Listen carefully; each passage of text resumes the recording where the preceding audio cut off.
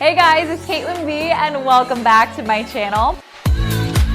First thing I just want to mention, I'm going to be a little bit more subdued or trying to be in this video and not like project a ton. I'm not sick, but I did not get much sleep last night, so I just like woke up like a little bit groggy. So all day I'm just kind of like going through the motions, but I really wanted to film this video for you guys. But to be honest with you guys, I just did not get much sleep last night because I was working before bed and I just could not stop thinking about this project that I'm working on for you guys. And I'm so excited about it because you guys ask me questions about this all the time. And I just cannot wait to share this all with you guys soon. But for now, I'm just gonna keep it under wraps. Second reason why I'm a little bit more subdued is because I don't want to yell and talk super loudly when I'm wearing this certain microphone because there's a lot of construction going on outside. You guys would for sure be able to hear that like super vividly. So I wanted to use my other mic to like hopefully not pick it up as much. We're just gonna be chill today. Today, I just wanted to talk all about how I moved to my dream city, how I was able to move to Los Angeles at such a young age, making my way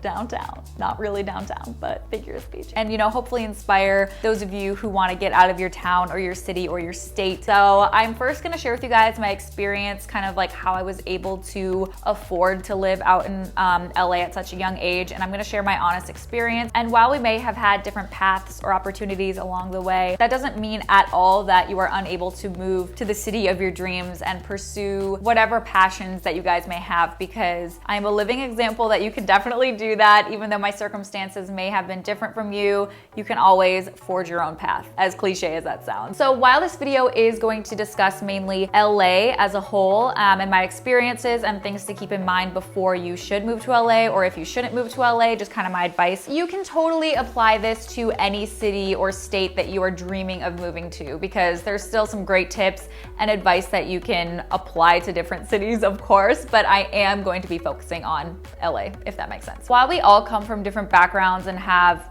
different scenarios in life, I feel like a majority of us millennials or just this young generation are just fueled by exploring and getting out of our comfort zones. It's just like something we grew up with. We now have access, like more than ever, to seeing the world through different platforms and through other people's eyes, especially with social media. It plays such a huge part. I don't know about you, but like every single day, I seriously get a sense of wanderlust just by following different people on Instagram and seeing where they're traveling to. And I get really inspired instead of feeling let down that I'm not living that life at this time. It honestly inspires me. And I hope you see it like that too. If you are being called and just driven to move and explore and grow as a person, then moving out of your home state is such an amazing feeling. And if you have the opportunity to do so, or the drive to do so, then 100% do it. Living in LA is one of the most expensive cities in the US. Besides New York City and San Francisco, I believe it's like the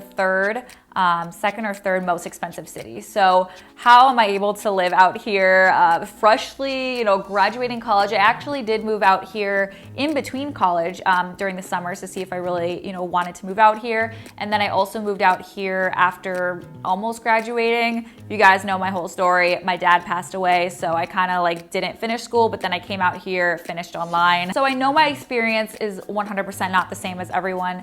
And I am in a very, grateful situation that my parents had actually paid for my college tuition. And I know that's not something that everyone is given that opportunity to do so. And that is a huge thing that I just will never ever take for granted. And it's something that I just feel like I need to repay my mom for the rest of my life. Like I owe them everything for doing that. I just feel like I have to throw that out there because college is so expensive. And I know not all of you are going to college, but for those of you who are in college, it is a huge investment. So while I did not pay for my college, I was still doing YouTube, and it was really starting to kind of take off when I got into college. And I started doing that, and I kept doing it. I'm still doing it, obviously. I kept up with it throughout college, even though it was really difficult at times. Being a full-time student, trying to be involved in sorority, Greek life, other school organizations, having a social life, maintaining good grades, like getting a sleep, and all of that. Like it's really hard to work throughout college, but that was something that I 100% did not want to give up, because besides just, you know, a job and a way for me to create a living for myself while still being in college, it was also, and still is, such a creative outlet for me, and it was something that I needed to fuel. That was something separate from school. But while I was in college, it allowed me to create a savings for myself, which also I get is kind of a rare thing, but I was able to put away my money because I wasn't putting that towards my tuition. But at the same time, you know, I still had bills to pay, I had groceries to pay, and also just living expenses. I feel like when you're younger, just being an adult seems so magical and just the coolest thing ever. You get to do so many things, which yes, you do. But I feel like when you're younger, no one really talks about all the struggles that come with adulthood. Why is being a human so expensive? Let me know. So a huge thing that I started doing in college, which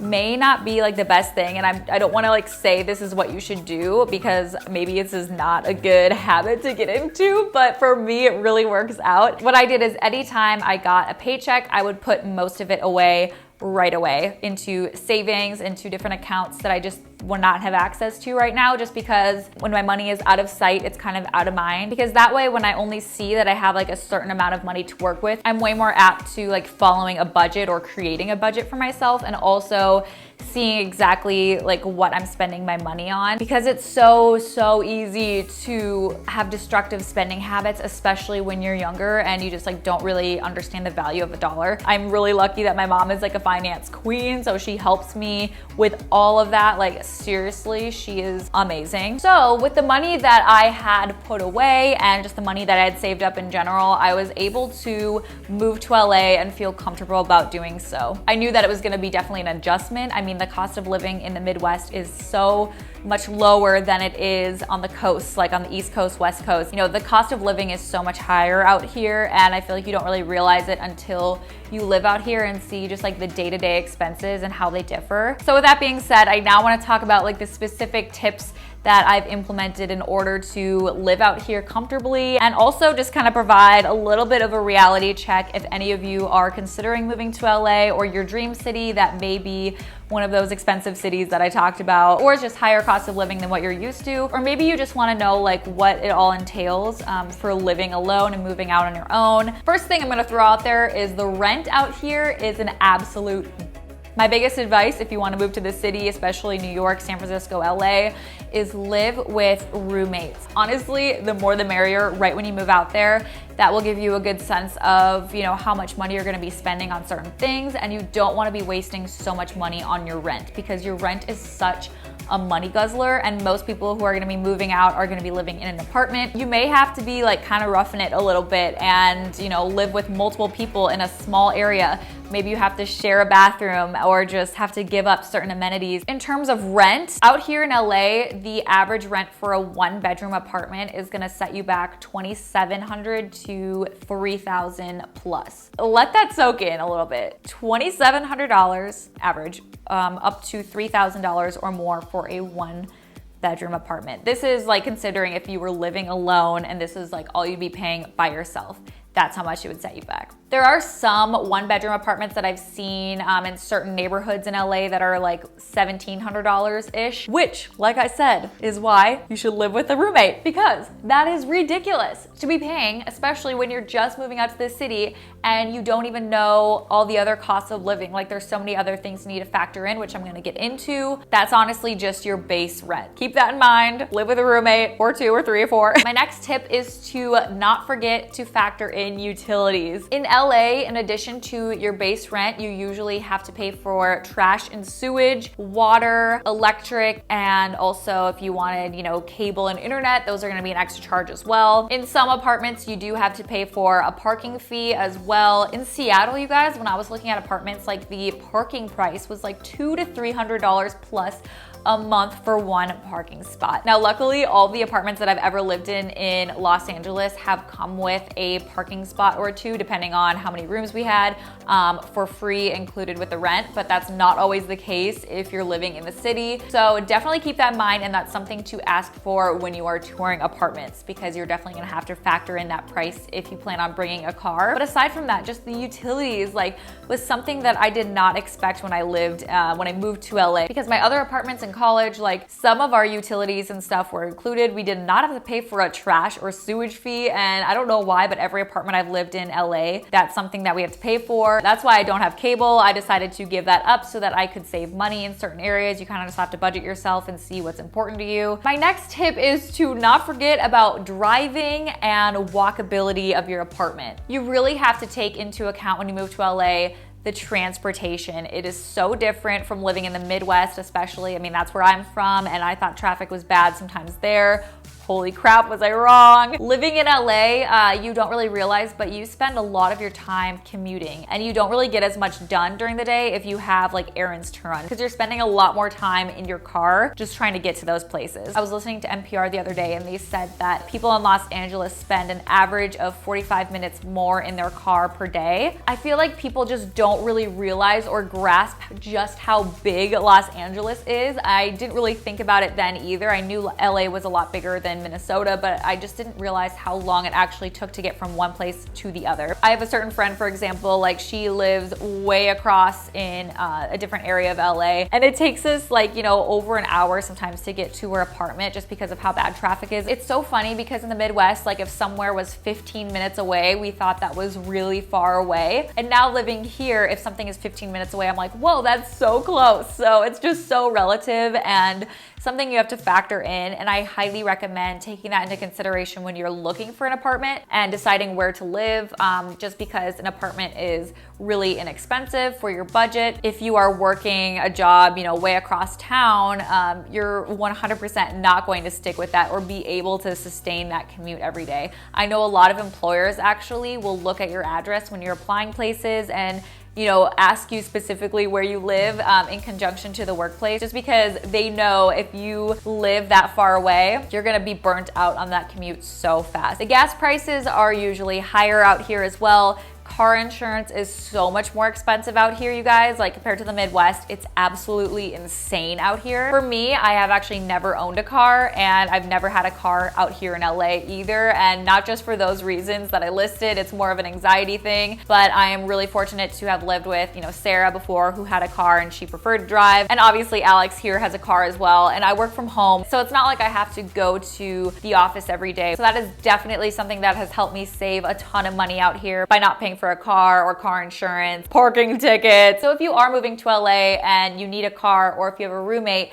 definitely discuss with them ahead of time if they're bringing a car or what their work situation is like, because if you guys could share a vehicle or at least share gas here and there, that would help so much cut down on some cost. Definitely look for apartments that include a parking spot. Other than that, just really try to find and hone in on a very walkable area. Because I don't have a car, I always live in places that are super walkable, that I can walk to my grocery store, my nail salon, a bunch of restaurants and bars, the gym, all those places I make sure are walking distance, and that's something that I definitely look for ahead of time in apartment hunting. If you guys want me to do a video all about how to actually find an apartment, what to ask for when you're touring, what to look for, how to find the absolute best fit for you, how to find one that's in your budget, that's walkable, or hits all of your must-haves, then definitely let me know right now in the comments below. Because if you guys are interested in that, I would love to do that for you guys, because I have learned so much just from touring different apartments over the past couple of years. I got a lot of tips and also mistakes not to do. I can help you there too. Obviously, there are some cities where you don't need a car at all. In College Town,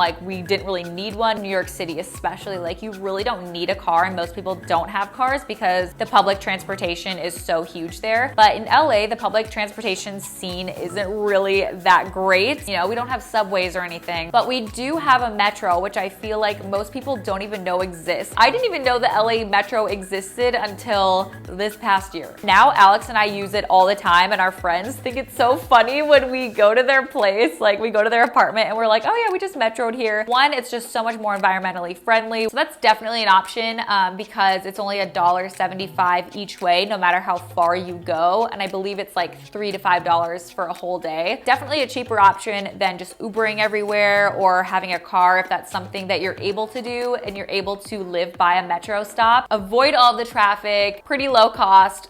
My next tip is to eat in whenever possible. But when you first move somewhere, it's so natural to want to explore your neighborhoods and the city and all it has to offer through food. I mean, that's such like a way to experience a city is through food. And I know that's something that you're gonna want to do right when you move somewhere is to like eat out all the time. And LA has such amazing food and restaurants. Honestly, there's so many vegan restaurants, which is amazing for me, but it's truly, aside from rent, one of the biggest money guzzlers. Out here in LA, I swear to you guys, like I live by a coffee shop that a coffee is $6 and one slice of avocado toast that's like literally this big is $9 and it's $12 if you have gluten-free bread. This really hit me when I was in Wisconsin, back where Alex is from, with my mom and my sister. So there were 4 of us. We all got coffees and breakfast for $35. Oh my gosh, when I saw the receipt back in Wisconsin, I flipped out. If you do eat out, like just plan on, you really have to budget it and try to focus on maybe like once a week treating yourself, maybe twice if you're going to brunch. But Alex and I have so much fun making food at home. We'll try to go to,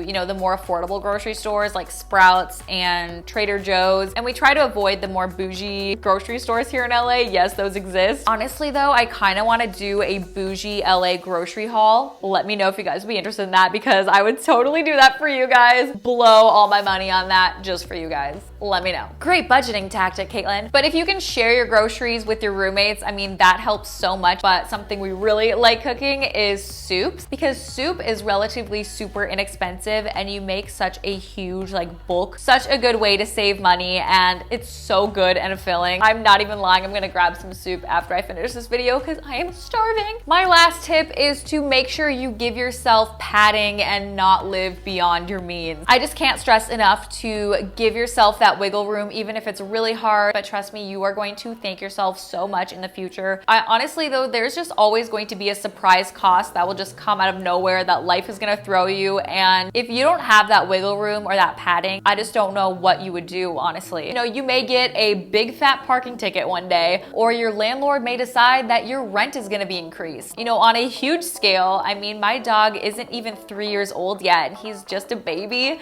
and shouldn't be having all these health problems, but life threw me the curveball and threw him the curveball of having, you know, discovered that he had a liver dysfunction that took 2, almost 3 really big surgeries. And I'll be transparent with you guys, that cost me well over $10,000. And I mean, this is just a whole other can of worms. Like, I kind of want to do a video or a blog post all about having a pet and having a dog specifically and what you should know before you actually get a dog, because there's a lot of hidden costs here and there and tips that I wish I knew. I know I said that was my last tip, but I'm just gonna throw in real quickly. Also, just to not forget to hustle your ass off. Honestly, I hear so many people who move out to LA and think that moving to LA is just gonna automatically magically make them a star or make them famous or have all these opportunities just coming their way like here and there without even having to work for it. But honey, you gotta hustle your ass off if you wanna make it in the city. No matter what city you live in, you just gotta hustle your butt off. So that's all I have for you guys today. I hope this video helped you out a lot. Again, let me know if you guys want that video on apartment hunting and what to look for. I hope this just helped shed light on the reality of the situation and moving to LA. I hope this didn't like tear you down too much. I know it was kind of negative in terms of just like being a reality check, but like, wouldn't you rather have a reality check from me than just coming into it with rose tinted glasses? You know what I mean? Honestly, I am all about people moving here